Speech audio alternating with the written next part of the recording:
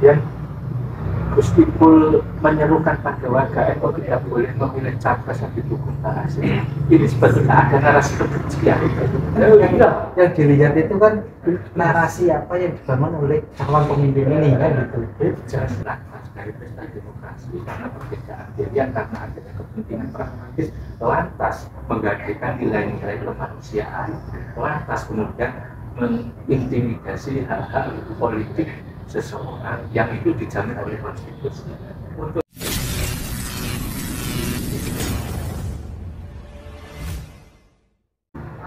kita berjumpa lagi dengan kerajaan Bapak Philip. Kali ini kita akan berbincang dengan isu-isu yang mutakhir yang berkaitan dengan politik, terutama pemilihan presiden 2024. Sekarang isu yang paling menarik itu adalah pernyataan Gus Ipul selaku Sekjen PBNU. Dia membuat pernyataan tidak boleh memilih calon presiden yang disebut oleh Pak Hasim. Nah, ini kira-kira gimana nih perkembangan keramaian di medsos kayak apa ya? Kalau informasi yang saya dapat lah, kan beberapa waktu lalu itu kan memang muncul pernyataan dari Gus Ipul itu bahwa waktu pertemuan kalau nggak salah pertemuan terus dia itu ngomong kalau memilih pasangan calon presiden itu jangan yang didukung oleh apa? Basir dan Amin Rais.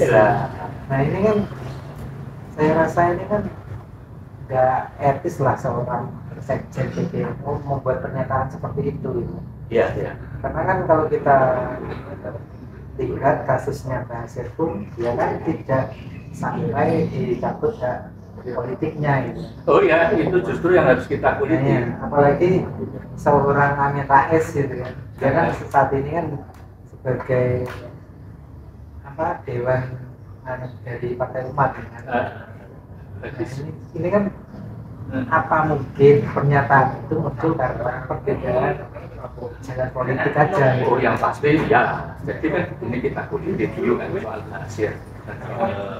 Soal Amin Rais. Ini kan kita mau memisahkan supaya personal.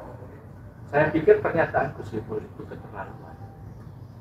Persoalan Basir pernah dihukum apapun kasusnya itu urusan yang berbeda. Tapi ketika dia sudah keluar tanpa dicabut hak politiknya, maka secara konstitusional dia punya hak politik dan bebas menyalurkan kepada siapapun. Ketika kemudian Gus Ipul menyerukan pada warga NU tidak boleh memilih capres yang didukung Pak Hasim, ini sebetulnya ada narasi kebencian. Saya pikir kan nggak etis. Betul, kamu tadi bilang nggak etis, masa sih seorang sekjen PBNU organisasi besar kemudian berbicara sangat arogan, mendiskreditkan, memojokkan, bahkan membangun kebencian pada seseorang. Apalagi ini orang yang sudah tua, gitu. Ini kan nggak elok. Terus kedua, Amin Rais. Tuh, saya juga kaget dengan pernyataan Gus Ipul tentang Amin Rais. Apa sih alasannya? Apakah Amin Rais yang selama ini sering mengkritik Jokowi dan Gus Ipul mencoba memojokkan kita? Padahal kita ingat waktu calon pasangan Pak Karno itu yang dukung itu adalah PAN, dan waktu itu PAN masih aktif di partai. Entah jabat masuk pertimbangan partai atau apa saya tidak tahu, pokoknya masih aktif di partai.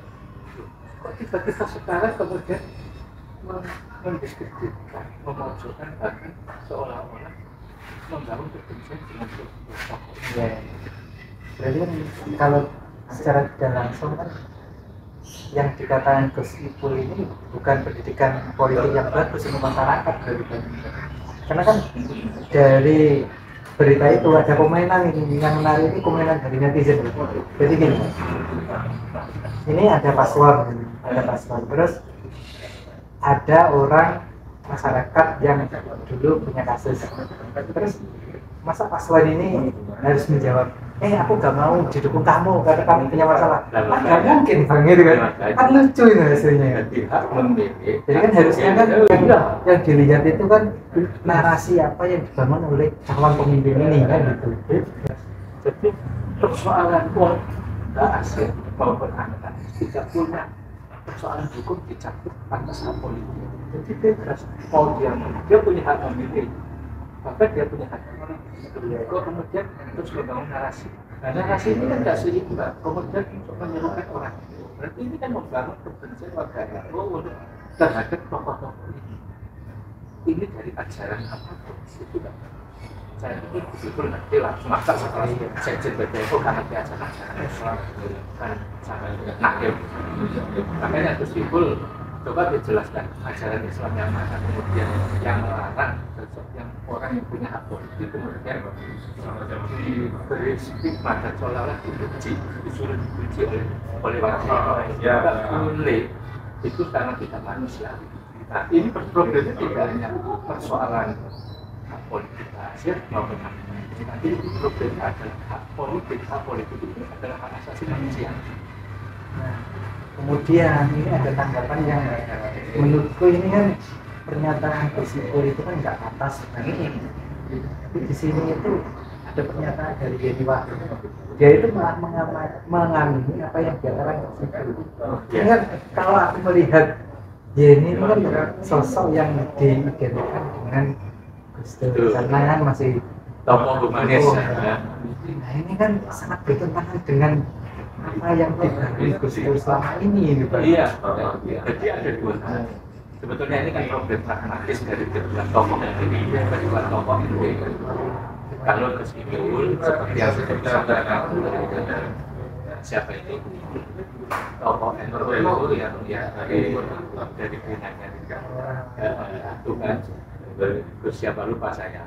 Jadi kan ada transaksi bahwa ketika Prabowo atau 02 yang mau kayaknya itu kan hanya memberikan poin aja bahwa ternyata Gus Ipul kan sudah kerja, tapi problemnya kan kerja bukan kerja yang cerdas, tapi kerja politik yang sangat konservatif dengan membangun isu-isu yang narasi-narasi yang itu justru bertentangan dengan hak asasi manusia, hak politik seseorang. Nah, problemnya pada Mbak Yeni. Jadi ini kan persoalannya. Mbak Yeni ini hanya numpang momentum. Pertama dia memang dari timnya saja, ya toh. Tapi kan kemudian dia harus tahu orang yang diserang Gus Ipul itu kan Anies Muhaimin. Di situ kan ada Muhaimin. Kan nggak mungkin. Nah, kayaknya Mbak Yeni itu menumpang isu dari Gus Ipul untuk ya secara tidak langsung menyerang Muhaimin. Lalu sama Anies akhirnya nggak ada masalah. Tapi nah, ini kan sebetulnya harus diverifikasi. Sebetulnya program Mbak Yeni dengan ini itu kita tarik ada itu program domestik, program keluarga yang kemudian berkaitan dengan urusan PKB.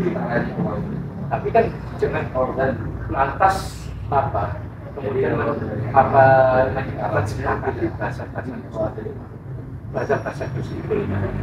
Saya kira berbicara dengan asasi manusia, hak politik seseorang.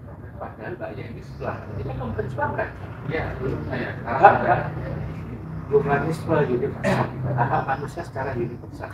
Kalau saya lihat dari konteks ini kan jelas bertentangan. Oke lah pragmatis, tapi jangan lantas kemudian menggantikan hak-hak kemanusiaan yang universal. Ini adalah sebuah kesalahan yang fatal menurut saya. Mungkin ini terakhir mungkin closing statement ini kan untuk ya kita kan di sini kan inginnya kan juga sedikit mengedukasi soal publik gitu kan, soal politik gitu. Kemudian bagaimana kita menentukan pilihan presiden ataupun calon pemimpin dari bangsa ini. Mungkin terakhir untuk pesan untuk audien lah. Jadi begini, persoalan apa itu pesta demokrasi itu kita anggap saja sebagai sebuah pesta politik yang biasa. Jangan lantas dari pesta demokrasi karena perbedaan pilihan, karena adanya kepentingan pragmatis, lantas menggantikan nilai-nilai kemanusiaan, lantas kemudian mengintimidasi hak-hak politik seseorang yang itu dijamin oleh konstitusi. Untuk itu hargai hak kemanusiaan universal dan hargai hak konstitusi politik seseorang, karena ini adalah jamin oleh negara.